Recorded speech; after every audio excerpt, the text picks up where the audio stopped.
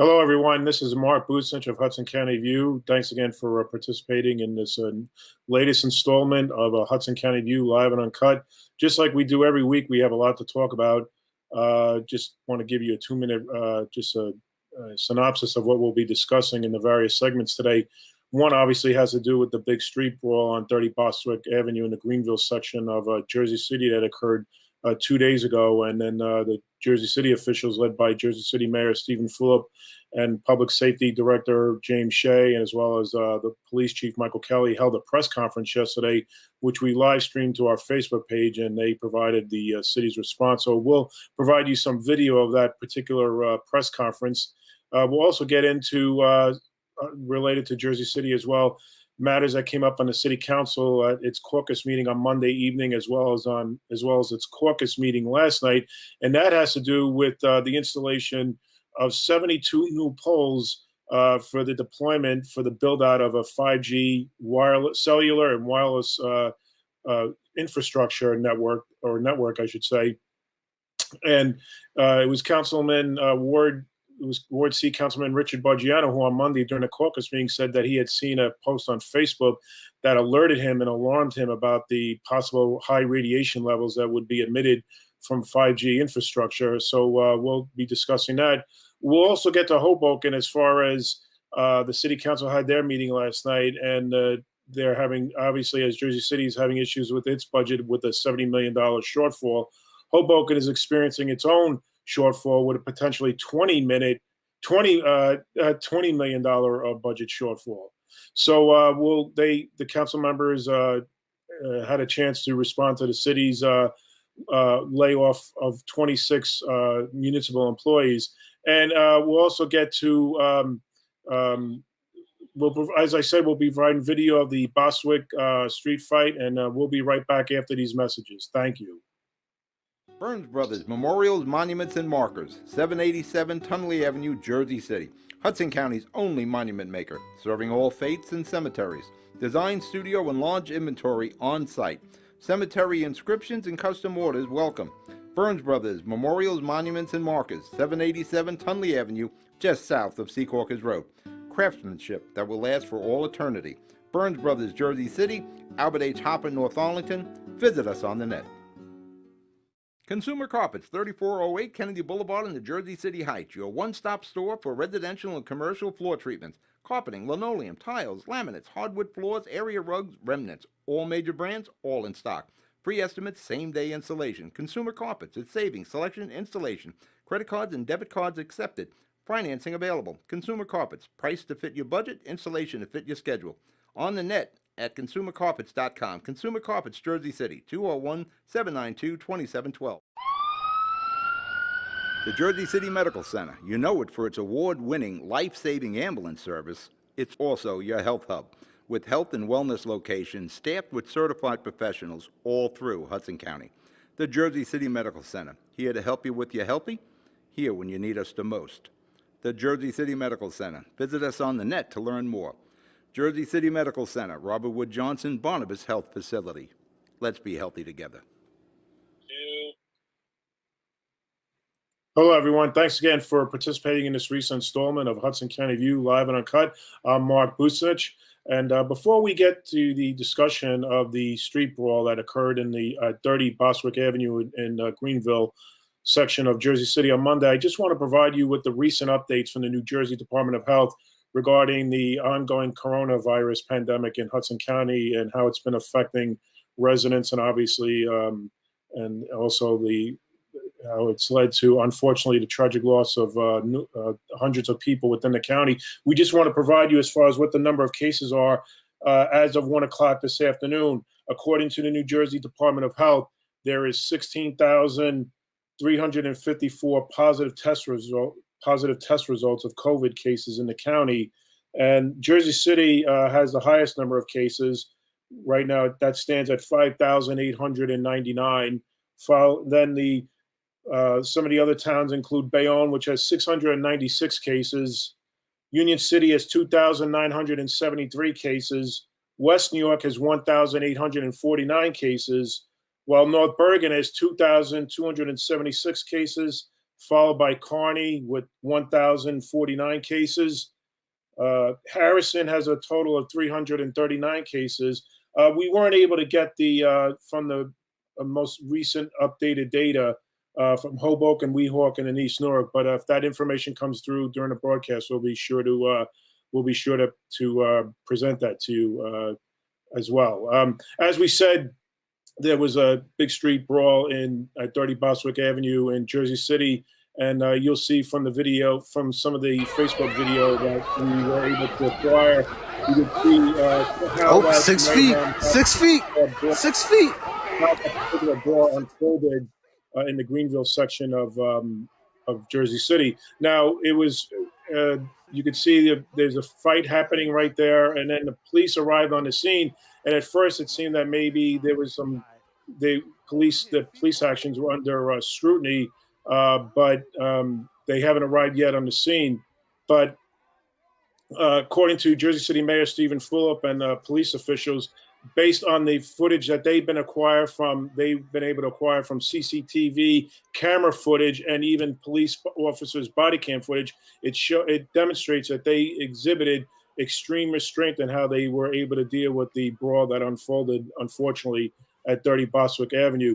So again, the officials had their press conference yesterday, and we want to go to that press conference so that you could hear directly from the officials about what they were able to view so far from the footage that they've been able to acquire. So let's go to that video right now.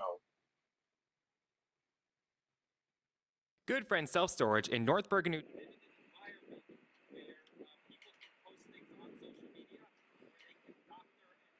videos on social media, but the good thing is that the officers show a very, very clear picture and timeline of what transpired on Bostwick Avenue yesterday. They attempted to disperse the crowd. While attempting to disperse the crowd, one of our officers was attacked by a juvenile male, grabbed him around the midsection area, attempting to take his weapon or appearing to take his weapon, definitely pulling at his duty belt. That young male was pursued by two of our officers who attempted to place him under arrest. When they did so, he resisted, and he was joined by two females who also resisted the arrest. While they were another officer joined him. While they were trying to effect that arrest, another perpetrator, identified as Deshaun Muhammad, came behind our officer and put him in a bear hug after flailing his arms wildly. During that, both officers fell to the ground, and another gentleman, identified as Roland Gregory, approached our officers. And is the gentleman seen in the video on top of the officer when our other officer attempts to disrupt that fight. Our OC spray, oleo capsicum pepper spray, was deployed by responding officers and had no effect. At that point, one of our officers deployed his expandable baton, which is an impact piece of equipment, which is designed for use if the pepper spray does not work. He deployed it against the two gentlemen that were wrestling with the police officer, striking them in the arms, legs, and one strike to what appears to be from the video the hip buttock area. Anytime a police officer is in danger of losing his weapon, lives can be lost. We do not allow people to strike at our weapon, attempt to rip our weapon from our police officers, or touch our weapon. Those are two very, very important points. And the third that I will say is, from all of the video that I've seen on social media, police video body cam, our police officers acted with great restraint and used exactly the force necessary to bring this situation to a close where nobody was hurt, even people that were fighting with the police. I'm going to repeat, I haven't seen anything that would trigger an investigation of an officer, but the whole under investigation, and I'm not the last word on that, as I shouldn't be. Outside units like the Hudson County Prosecutor's Office will review. Good Friend Self Storage in North Bergen, New Jersey is a fully climate-controlled facility equipped with state-of-the-art security, packing supplies, a Refer Friend program, and multiple loading docks convenient for commercial use. Located just off of Route 3 at 4301 Tunnelly Avenue, Route 1 and 9. Call 201-867-2444 or visit us on the web today. Good Friend Self Storage. Let us be your good friend. Newport, the luxury waterfront community on the Hudson River, offers the quality of life you deserve in 10 high-rise rental towers with amenities such as the on-site Newport Path subway, light rail and ferry service, Newport Town Square, 3 playgrounds, dog run, upscale restaurants, retail giants like Sears, JCPenney, Macy's, and Target. Morton Williams Supermarket is just outside your front door. A health and fitness club, spa, skating rink, and medical facilities are also on site. NewportNJ.com. Enjoy the New York skyline from Newport Town Square. Manhattan is just one path stop away or quick ride through the Holland Tunnel. Nursery and private elementary schools all on site. 12-screen movie theater at the Newport Center Mall. Want to visit Newport? Stay at the Westin or Marriott Hotel. Go to NewportNJ.com for details. Newport has luxurious towers, great restaurants, shopping, New York skyline views, schools, playgrounds, a marina and yacht club, gym, spa, fine wine, fine living. It's incredible. It's you. NewportNJ.com. Newport, live like you want. Hello again, everyone. Mark Busich of Hudson County View. Thanks again for participating with us this afternoon.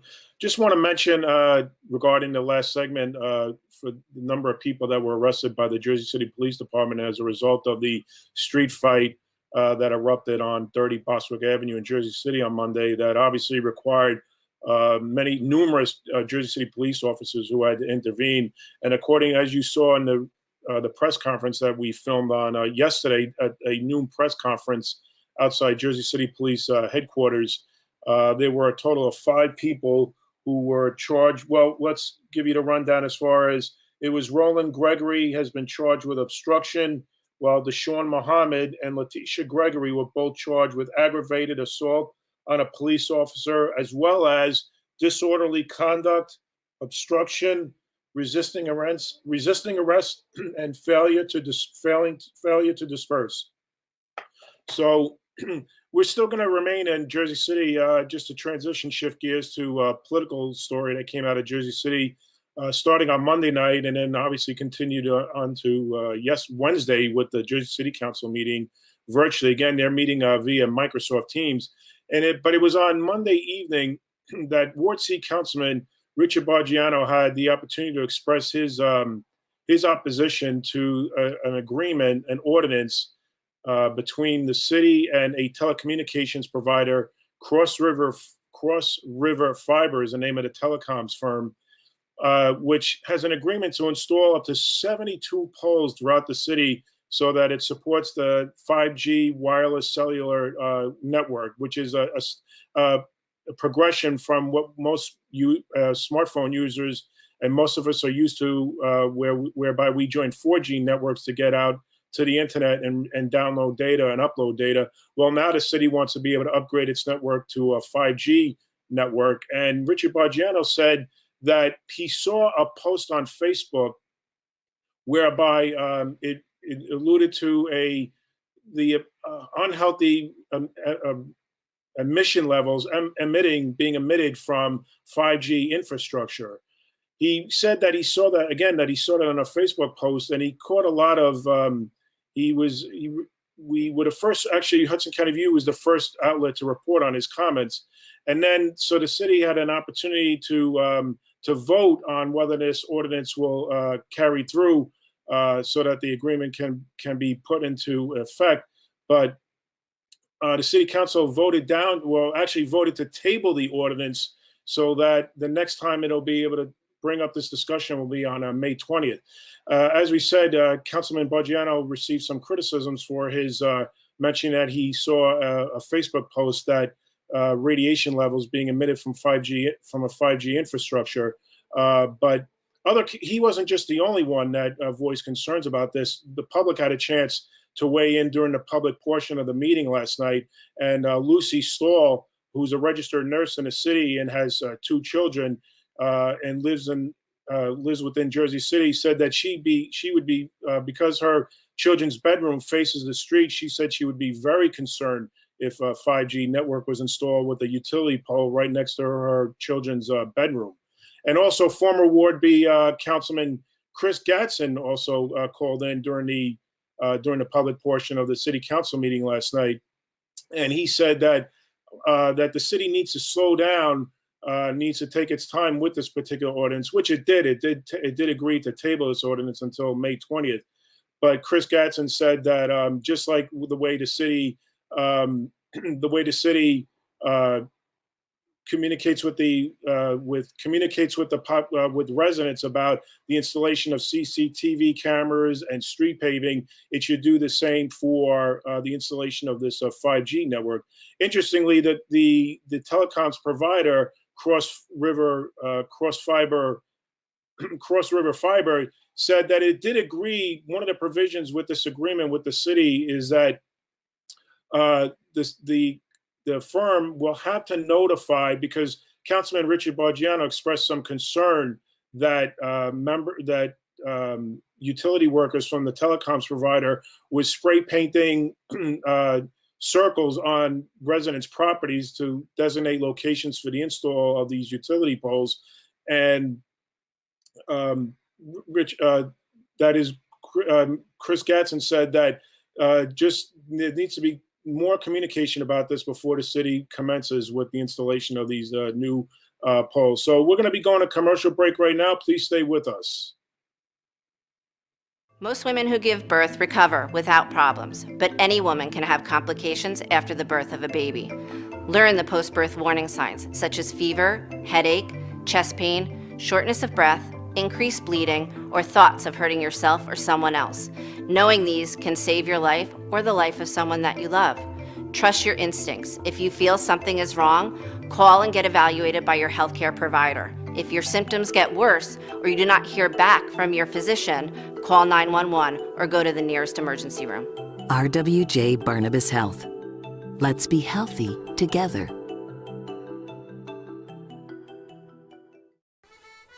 Pen and Pencil Properties, Jersey City. Shaping the workplace with state-of-the-art office spaces that address your company desires. Building residences that define your home environment, adjacent to all modes of transportation with on-site parking available. The right address, the right lease. Call 201-521-9000 or visit online at penandpencilproperties.com. Pen and Pencil Properties, building Jersey City for everyone. Hello again, everyone. Mark Busich of Hudson County View. We just want to pick up from the last segment whereby we were talking about the city council that is on Wednesday evening tabling an ordinance to install 72 utility poles throughout the city so that the city can benefit from a 5G wireless network. One of the things that came up during the last night's council meeting, which was pretty interesting, was that the first assistant to Corporation Counsel, Nick Strasser, he was asked his opinion by the city council members as far as whether or not how long the city can delay this particular ordinance.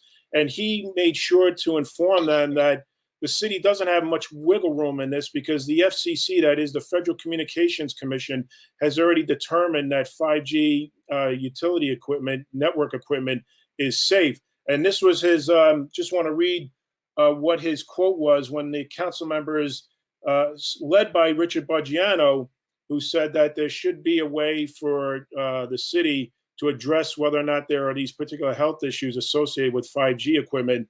But Jersey City First Assistant to Corporation Counsel, Nick Strasser, told the council that federal law states that no state or local government may regulate the placement, construction, and modification of personal wireless service facilities on the basis of the environmental effects of radio frequency emissions, which is what he was reading from federal law, which is a federal statute. Title 47 is the section 322 is the actual federal law, if you're interested in looking that particular statute up.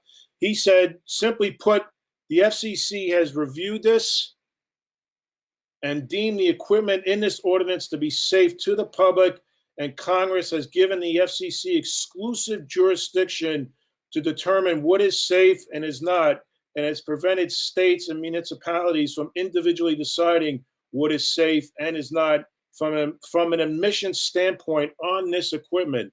So that led Councilman at Large Daniel Rivera to say that the city's in a tough spot because it runs the risk, believe it or not, of being potentially sued by the vendor and by the federal government if it doesn't go forward with this particular ordinance. Now, we just want to make mention that even though the city can't, one thing that the First Assistant Attorney Nick Strasser wanted to make sure that the City Council understood is that even though it can't regulate the placement, and as far as it cannot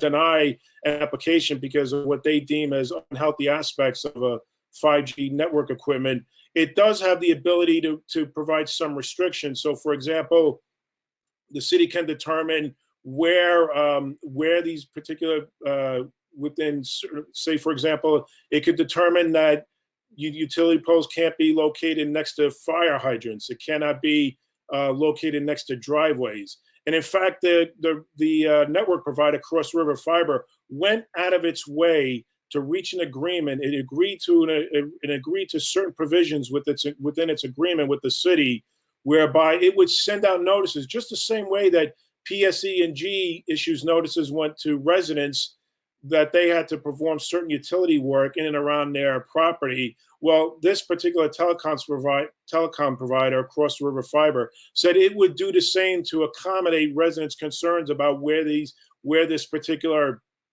the utility poles would be located. Now, again, regarding the issue of the city potentially being sued, as we know and as we reported, the city is facing a $70 million budget deficit. So the last thing the city needs to endure or to take on at this point would be a lawsuit either by the telecoms provider or the federal government. So again, Nick Strasser wanted to make sure that the city council understood that it can restrict certain things about the placement of the utility poles, but for the FCC has complete authority over the safety and what it deems safety emissions from 5G utility poles, 5G network infrastructure, that is. So we're going to be going to another commercial break. When we get back, we'll be talking about what's been happening at Hoboken. They had their city council last night. Just like Jersey City, Hoboken is facing a 20, maybe Second Ward Councilwoman Tiffany Fisher said that they're maybe experiencing a $20 million budget shortfall. So we'll get to that story as soon as we get back from this commercial break. Rama Jewelers, located in the Lyndhurst Shopping Center at 413 Valley Brook Avenue, Lyndhurst. Come for all your jeweler needs at Rama Jewelers, where you will find a fine selection of necklaces, earrings, rings, and bracelets. Choose from one of our complete sets, our many signature items, or find the perfect engagement ring. Come on down. That's Rama Jewelers at 413 Valley Brook Ave, Lyndhurst. Call 201-939-5784 or visit us online today. You know those times when you need to see the doctor, but you just can't get to the doctor? So where do you go? Go to the App Store, download the Telemed app from RWJ Barnabas Health, and you see the doctor right away. From any mobile device, whenever you want, wherever you are. Quality care, no appointment necessary. The doctor is online when you download the Telemed app. Don't you feel better already? RWJ Barnabas Health. Let's be healthy together. Mark Bucinch again. Thanks again for participating in this newest installment of Hudson County View Live and Uncut. Our reporter, Hudson County View reporter Corey McDonald, covered the Hoboken City Council last night, and he also reported on another Hoboken-related story. He talked about a recent call that he participated in, a media call with U.S. Senator from New Jersey, Bob Menendez, who is aiming to who's sponsored a bill to provide up to $500 billion in relief to cities and states around the country. And there were multiple mayors on the call with U.S. Senator Bob Menendez, including Hoboken Mayor Ravi Bala.